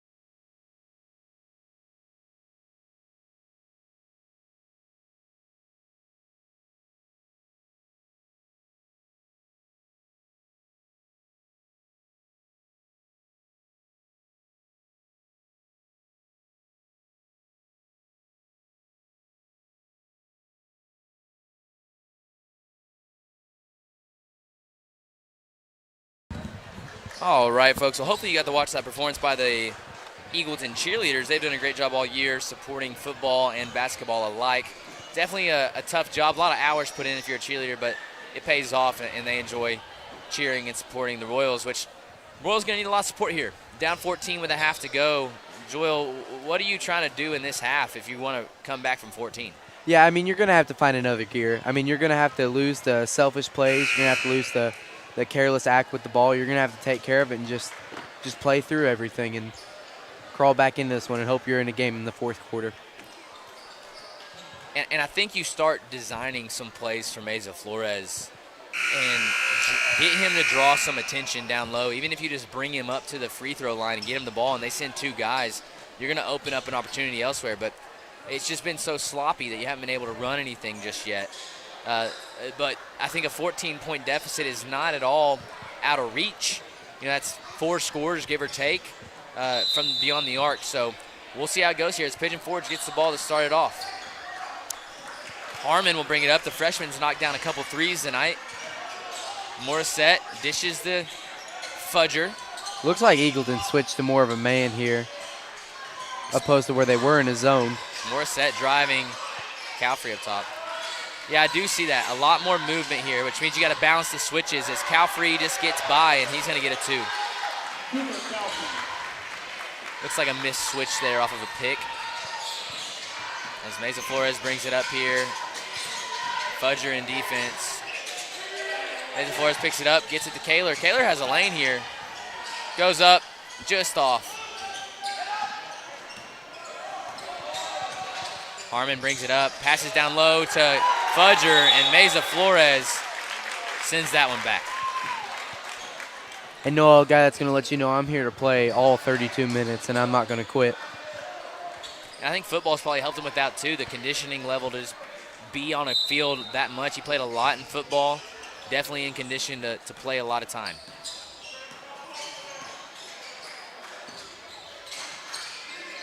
Harmon driving, kicks out to Gasparo. Gasparo goes up through contact, just misses. So they're going to call a push on Gasparo there. That's going to be his 4th, I believe, of the night. Number 3, Kaden Gasparo. His 3rd. 3rd. Team's first of the half. Eagleton moving the ball up through this press. Campbell tries to find the baseline. Harmon's going to knock it loose. They got to get this thing across half court. Down he does. Driving, puts it up, and puts it in. That's a much better shot and much better care of the ball than we've seen all night.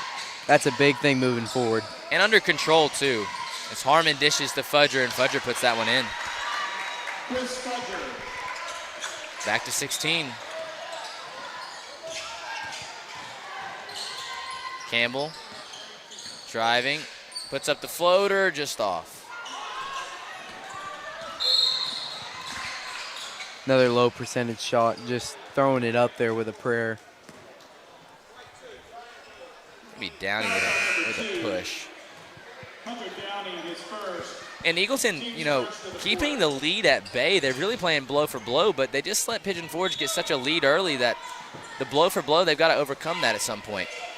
Yeah, you definitely want to get on a run here, that's for sure. You want to get out of this little dry season that you're going through.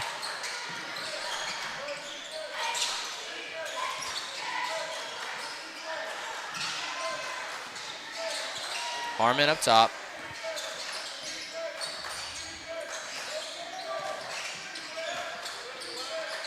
Morissette. Fudger drives. Spin move, puts it up, just off. Another high school rule that'll really get you in some trouble, especially with 8-minute quarters, says no shot clock. No shot clock can be dangerous when a team can just hold on to the ball. Especially if they're able to keep ball control for a while. As Meza Flores goes up there, they're going to call a foul on the floor. It's going to be Calfrey with the push. That's going to be Pigeon Forge's second foul of the quarter. Downey to inbound. Inbounds to Meza Flores. Back out to Downey. Downey for 3. This rolls out. Dando, good rebound there, and Harmon's going to get another foul. That's going to be Pigeon Forge's 3rd. And a good opportunity for Eagleton to try to take advantage of this foul trouble early and get in the bonus as quick as they can. That being in the bonus is always a good thing, especially in the third. Campbell tries to knock down a 3. Just rolling off and throwing it up.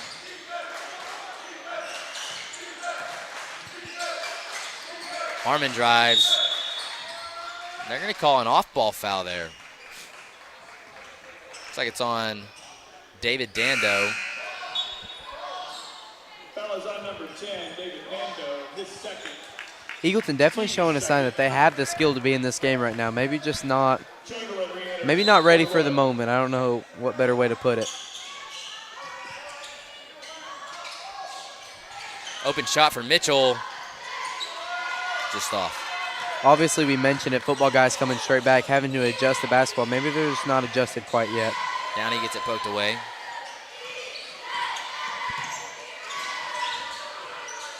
Dish to Mesa Flores. Mesa Flores goes up, puts it in.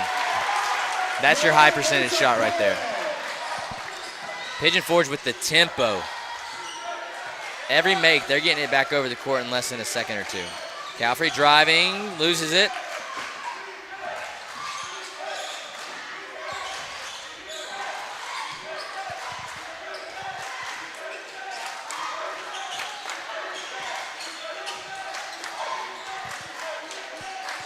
DC Cole getting the bench going down there. Morissette launches a 3 and just misses. Mesa Flores gets another rebound.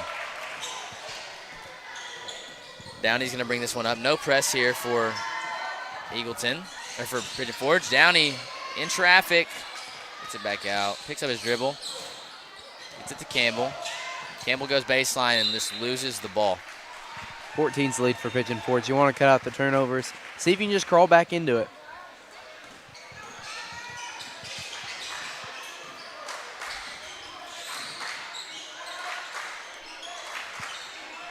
Calfrey up top to Morissette. Open 3. Knocks it down.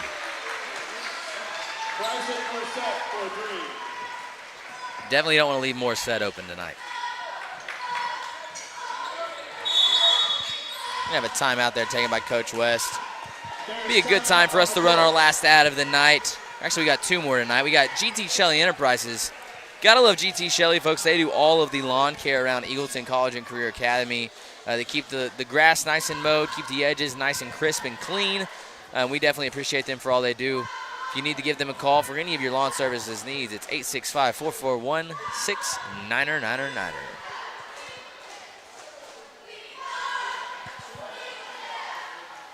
And a good time out there. I think this quarter's been a lot cleaner, but you're still just the turnover. It's just sloppy turnovers that are giving Pigeon Forge some free points off those turnovers. You got to quit giving the ball back to them. Yeah, in transition points, I don't know what the percentage on collegiate and obviously professional basketball is, but I'm sure there's a high percentage of shots made are in the transition coming down the court. So that's always something a factor that plays into what the score is, and I think that's a big factor playing tonight. Obviously, you're down 17, turnovers and transition points. So. And Pigeon Forge almost is trying to keep it in transition all the time. Even after a score by Eagleton, they're pushing the ball so quickly that it's basically a transition. Pigeon Forge definitely with the mentality that we're going to push the pace and you're going to have to keep up with it, or we're going to run away with it like we are right now. 8 minutes left to go. That's a lot of time to do something. 12 minutes left to go. Kaler, Mesa Flores underneath, and that's going to be they're going to call that a charge, folks, and I'm going to go ahead and say it. That's another flop down low. And that, once again, that's taught. You see smiles going on between the Pigeon Forge players. They know it. His second. Team's third.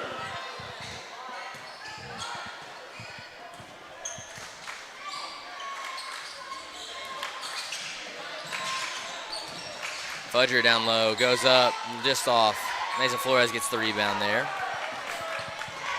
Downey tries to pull up a 3, drives low, goes up, through traffic, can't make it happen. Goes up again, misses again. This is Dax Shawn from 3, knocks it down. And we talk about it a lot. There's another transition point. Get the rebound and we're gone. 20-point lead for Pigeon Forge. Kaler driving, Another errant pass there. Mitchell driving, goes up with Campbell. Campbell causes a miss, but they're going to call a foul.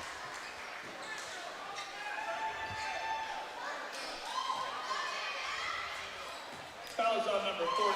And Eagleton now getting in foul trouble with 4 fouls in this quarter, and a lot of those fouls have come off the turnovers, trying to make a hustle play and ending up putting a little too much contact. Pigeon Forge bringing a new look here.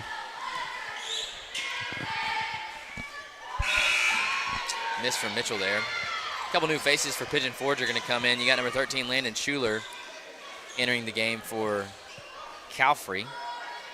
Excuse me, for Harmon.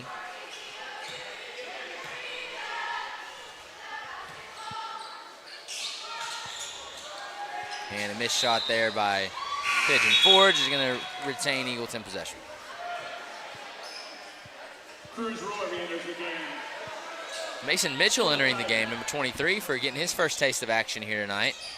Mason Mitchell, the junior, also led the Royals team to a semifinal appearance under center for quarterback for Eagleton.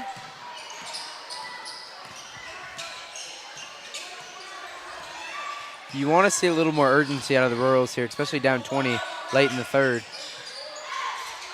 And they get the ball down to Mesa Flores going against Fudger. Mesa Flores puts it up and just misses. Morissette, he's got the lane to himself, goes up against Chamberlain and gets the roll. It's made a 22-point lead for Pigeon Forge, and the light kind of dimming for Eagleton, I see here. They're going to call a push there on Fudger, number 24.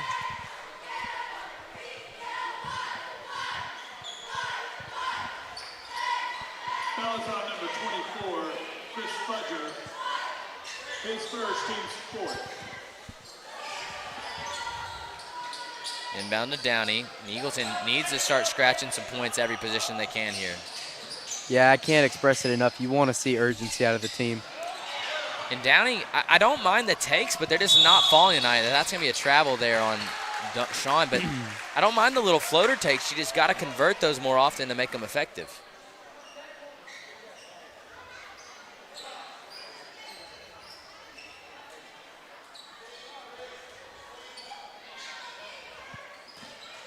Mesa Flores inbounds to Downey. Minute 35 to go in the third, folks.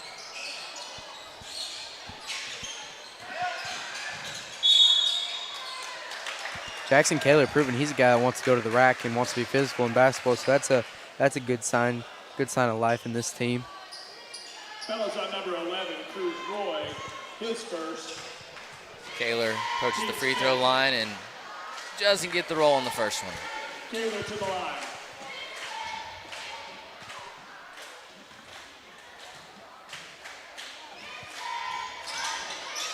Gets the second one. Minute 28 to go in the third, folks. It's a 21-point lead for Pigeon Forge. Eagleton's got a ways to go to get back in this game here at the Gilly. Pigeon Forge's been shooting the lights out as they're going to pass it down to, looks like number 11, Cruz Roy, getting his first action. And Hunter Chamberlain's going to foul him there. And that'll be 2 for the Tigers. Fellas on number 1, Hunter Chamberlain, his third. Yeah, Pigeon Forge up 21. And if Mass serves me right, that's 7 3-pointers. So maybe we can catch a little heat going. Roy to the line. Roy bangs that one in for his first free throw.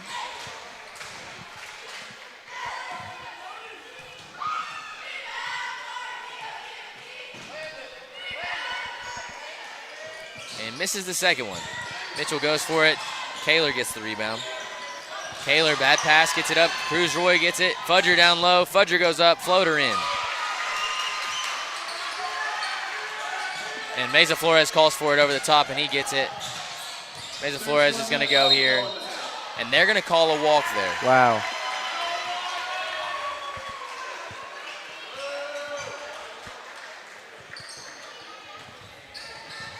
Good attempt there by Mesa Flores. Just took one too many steps. And Pigeon Forge going to take their time here. Once again, the no play clock, no shot clock. It's going to not really have to push the issue, as I think Fudger there also takes about 6 steps.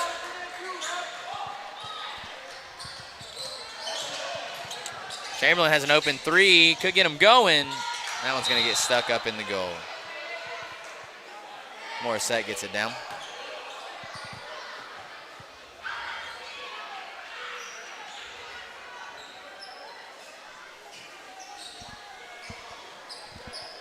Now, ball stuck, is that treated as just as a jump ball, I guess? Not really sure how it works. I'm not sure. I didn't see the arrow. I think it is, 'cause I just saw him switch the arrow. So, yes, it is a jump ball. Mesa Flores down low, goes up, puts it in. Noel Mesa Flores. I think once we get the rest of this team in sync with what we're trying to do here, we'll be a force to be reckoned with. Just maybe not our night. But that's okay. Basketball is a playoff sport. You obviously want to win your district matchups, but you got a chance down the stretch. Hunter Chamberlain puts up a tough shot again. And Schuler gets hit there. And that's going to end the fourth, folks. It's going to be 56 Pigeon Forge, 34 Eagleton. A lot of work to do.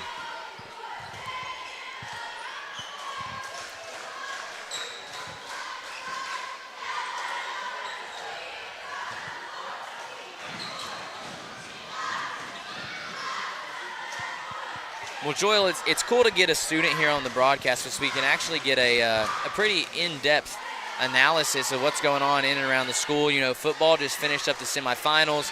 Basketball is getting started. You were part of that semifinal team. What did it feel like being on that team, and do you think it's going to leave a lasting impact here at Eagleton? Man, obviously being on a semifinal team in the county for the first time in, I don't know, 40, 50 years, obviously that's something special to feel about. And obviously you see that going around the school. You see obviously we're bringing out a great student section tonight. It's awesome to see. And I hope that brings a tradition to Eagleton, much like Alcoa, a team like that has established around here that they're going to go win a state championship. I really do hope that Eagleton can get into that same. And it looks like we're headed that way. I think the athletes are here, whether it's football, basketball, baseball's got some great athletes, softball, and with the district changes, getting Alcoa out of the district in those sports, I really think these teams are going to have a chance to make a run. So only time will tell, folks, but Eagleton might be making more history in the future, and we hope you join us for that. As tonight, Eagleton's going to try to scratch back in this one. 22-point deficit going into the fourth.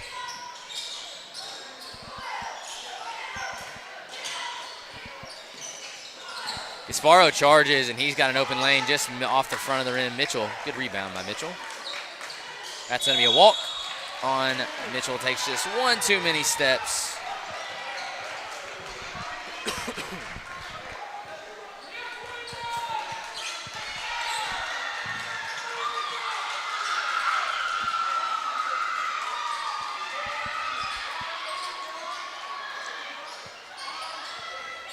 Pigeon Forge retains possession on their baseline. Inbounds to Gasparo.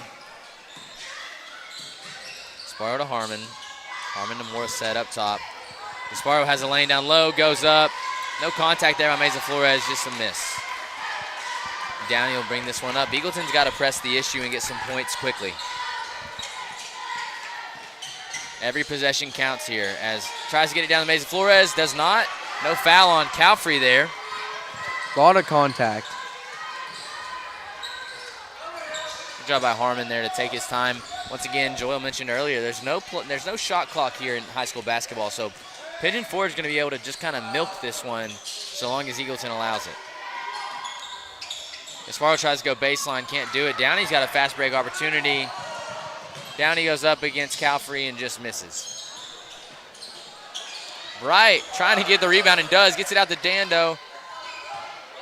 Dando controlling it up top, gets it to Downey.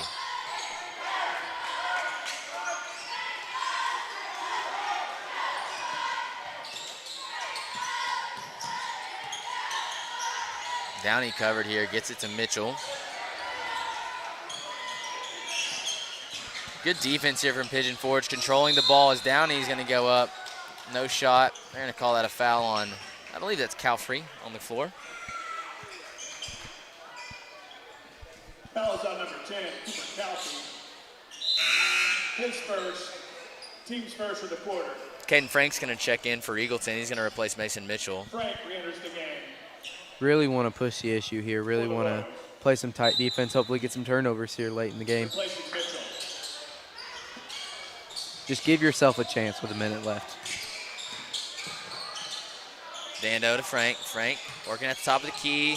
Gets his way to the goal and just misses. No contact there for a foul as Morset's got an open court. Gives it to Calfrey. Calfrey lays it in. And something that Pigeon Forge has had is pretty interesting. They've had 8 weeks here with a full team.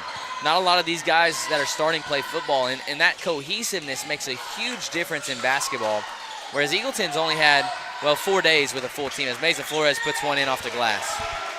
Noel Mesa Flores.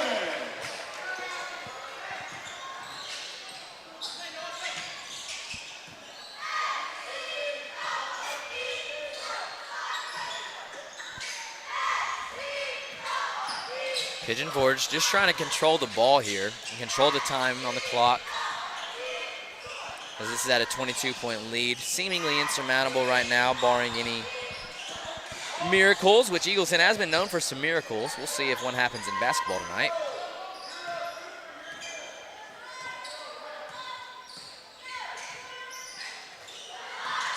Morset drives baseline, puts it up. He's going to get fouled by Dando. That'll be 2 shots coming up.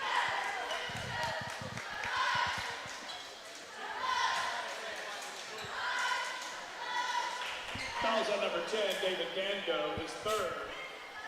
And I think Eagleton, they've kind of let the lead slip, but I think just the early woes for Eagleton, the turnovers and the eagerness is really what bit them this game. You get down by 15 early, and you just can't ever figure it out to get back in that game. As freshman Evan Whelan's going to enter the game. Number 4, Evan Whelan, golf standout and going to be a baseball standout, I'm sure. Whelan is very physical, very active for his size.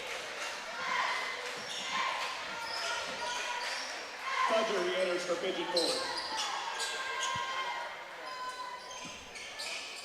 Right now, your court is the junior, sophomore, freshman, sophomore, senior. So young court for Eagleton right now as Mesa Flores tries to bring this one up and does. He's just going to go to the goal and puts it in and gets the foul and one.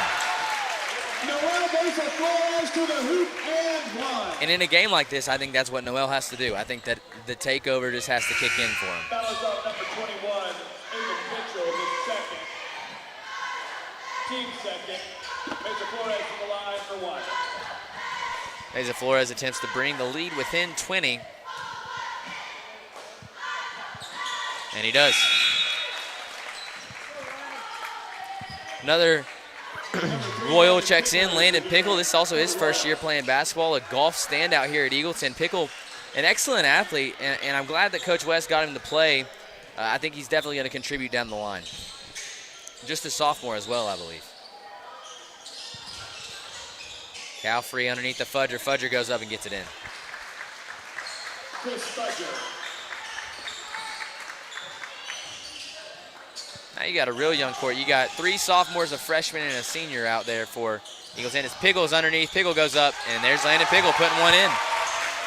Landon Pickle. And I think right now Coach West is just, he's cutting his losses, but he's also trying to give guys an opportunity to stand out. You know, this is the first district game of the season. A guy could come out right now in this time and really prove himself. As Wheeling gets his takeaway there.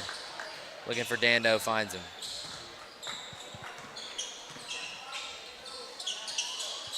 Pickle up top. Slips. Dando looks from the free throw line, just off. Sparrow's got a fast break, gives it to Fudger. Fudger gonna back out. Calfrey sees a 3. Just misses. And Pigeon Forge definitely stepping off the gas. Frank drives. Frank dishes, just taken away by Harmon.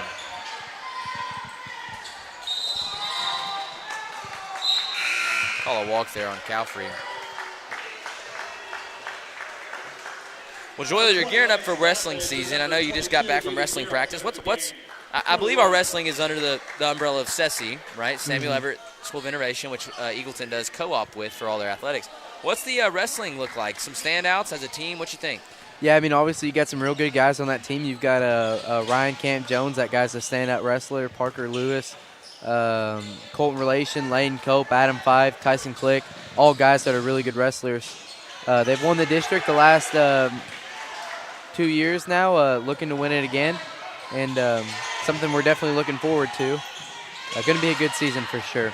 Trying to advance to the state. We've been in the sub-state for the past 2 years. Definitely trying to get to the state tournament this year, and that'll be pretty interesting as we go along there.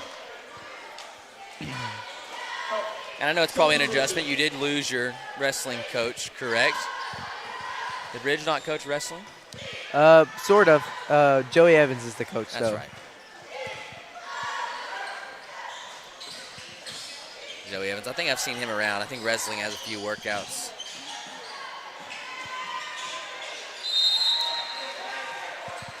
Yeah, and Eagleton, really just a sports school. You go back and you think about it, obviously football makes a huge run to the semi-playoffs this year, and that's something unheard of in the Blount County school system, and something that's really impressive. But you also have like a softball team that's gone to the sub-state last year, a really good baseball team that's looking to obviously advance on this year to hopefully a sub-state, maybe even a state tournament game. You got a basketball team that's consistently good. They played close with Alcoa last year in a tournament. So you've got some skill there, and just an overall sports school. Volleyball did pretty well this year. Still figuring out girls basketball. We'll get there, though. I mean, golf, we've got a girl on the golf team that's gone to the state tournament all 4 years of high school. That's something special to talk about. You've got a bunch of boys on that team that are real special golfers, so definitely building a tradition around here. And in a short tenure, right? This is only the third year of having varsity sports, so a lot of people shocked by the speed and progression of Eagleton. And the location of Eagleton is pristine. I mean, you're looking at located in the heart of Maryville, a great place to live. A lot of apartments and subdivisions are popping up everywhere. People are wanting to live in Blount County and looking for a school to send their kids to. And a lot of them are opting for Eagleton right now, and we're thankful for that. Absolutely. But it looks like Pigeon Forge is going to secure their first district win as a couple Royals enter the court. I saw Aiden Aguirre enter, number 0, DC Cole, number 20, 33, Connor Cox, and 22, JD Geraltz. Just entering, getting some playing time here early in the year. But basketball, a long season, folks. They'll play about 26 games throughout the course of this season. This is only the 5th. So we want to make sure that you don't give up hope yet. If you were to give up hope and look at the Eagleton football team whenever they played Oliver Springs, I think you would have been pretty shocked come week 14. So as usual, folks, I expect this basketball team to get much, much better over the coming weeks. But tonight wasn't in the cards, as Aiden Aguirre is going to try to make something happen. Can't do it. Connor Cox. Down to DC Cole. Wheeling makes a cut. Just going to lose it underneath. Gets it out to JD Geraltz for 3. This misses. Good hustle there. DC Cole goes up. Off. JD Geraltz goes up, and he's going to get fouled. And Pigeon Forge with a 21-point lead. Obviously calling off the dogs here. A couple guys that come in. You got number 34 out there. I believe that's Jaden Grantham. Number 33, that's Adream Woodrick. You got number 25 out there. That's Michael Lewis. A few guys just coming on, getting some playing time tonight in the first district matchup as JD Geraltz misses his first free throw. But 1:07 to go here. And it's been tough. I think the tail of the tape's been turnovers and fast break opportunities for Pigeon Forge. Just the speed that they've played with has been very quick as JD Geraltz puts another one up, just misses. So Eagleton's got a lot to work on for the rest of the week. So hopefully they will get that fixed. And you want to talk about, obviously, football. If you gave up hope after Oliver Springs, you know, if you go back and look at that stat sheet, we have 5 turnovers in that football game. You can't win with 5 turnovers. Much like basketball here tonight, you can't win with as many turnovers as we had. So much like Oliver Springs, we never deserved to be in that game. And honestly, here tonight, we didn't deserve to be in the game. And that's something that you've got to fix over time. And I'm looking for Eagleton basketball going a run here, and I believe that they can. But I'll say the same thing I said whenever you guys lost to Oliver Springs. It's not a lack of talent, not even close to a lack of talent. The potential is here. It's just growing that potential and executing it into a good team. as Pigeon Forge is probably just going to dribble this one out with 10 seconds to go. Final score is going to end up being 68-44. Pigeon Forge takes their first district win of the year, and Eagleton falls to 1-4 on the season. The next matchup for Eagleton will be Maryville Christian. They will play December 9th here at the Paul W. Gilley Gymnasium. Maryville Christian, an opponent here in Blount County, private school, always a good matchup. Maryville Christian totes great athletes as well. So we look forward to seeing you back on the broadcast for then. Joel, you want to give us the sign-off? Yep, that's Eagleton Rural Basketball and the athletic program signing off. We'll see you on the other side.